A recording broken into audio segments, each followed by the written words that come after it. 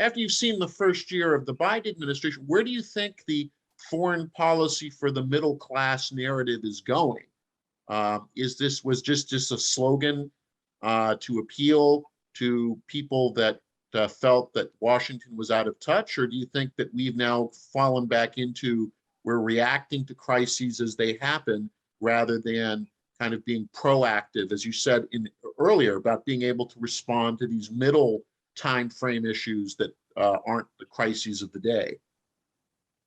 Yeah, so I think I have to kind of give a bit of a mixed grade there, because I do think the Biden administration did come out trying to do a number of things. And, we can raise questions about things like how far COP26 went, probably didn't go far enough. Comparing it to what it would have been in a different administration, obviously a different sort of dynamic setting in motion by a regulation, a number of changes.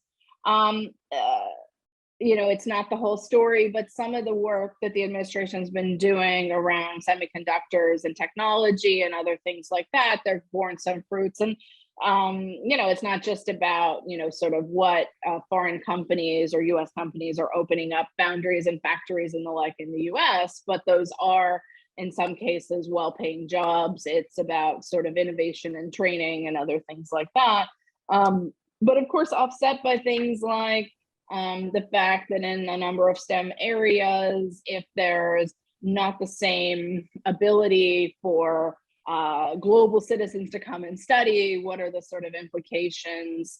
What happens if we no longer trust, other countries to sort of share, in sort of R&D? I mean, there's mixed stories, but I mean, we think we have to highlight, some of the coordinated work, for example, with the Quad, with other things like that, trying to think about sort of co-investment on some projects, does sort of directly or indirectly support some of these foreign policy for the middle class goals.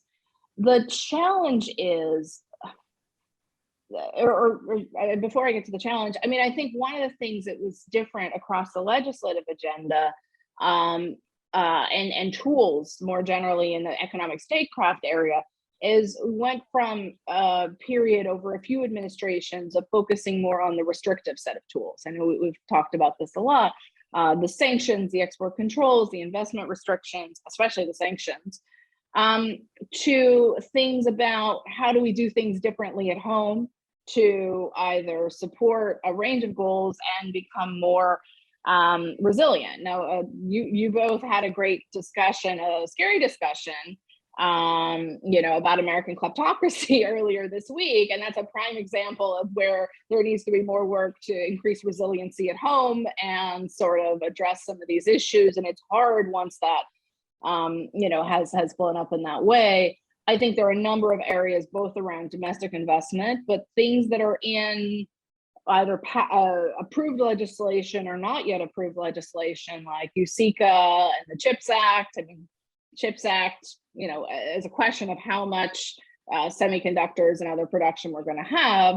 USICA in it includes a lot of additional funding for the National Science Foundation. It includes funding for co-investment with Asian allies critical to our supply chain. That focus of what one might call either the sort of positive or the sort of constructive, as opposed to just the restrictive, I think is a shift. I mean, there was some of that under the Trump administration, but I think it was muddied by the fact that at the same time, there was some co-investment. There was a lot of, well, let's target allies. Let's, there was a different, there's a different form of America first. they're in that sort of way. So I think there's mixed stories. It's probably a lot more rhetoric than there is sort of action.